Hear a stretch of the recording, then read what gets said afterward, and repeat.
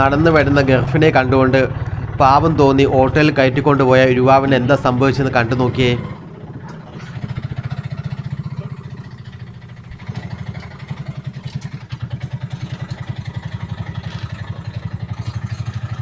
എന്തോ സൂക്ഷ്മതയോടെയാണ് കൊണ്ടുപോകുന്നത്.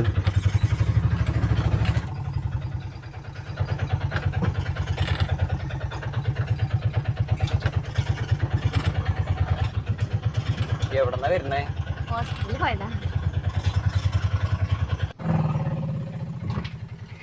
മെല്ലെ ഇറങ്ങിട്ടോ, സൂക്ഷിച്ച്. എത്ര ചേട്ടാ? കാശൊന്നും വേണ്ട.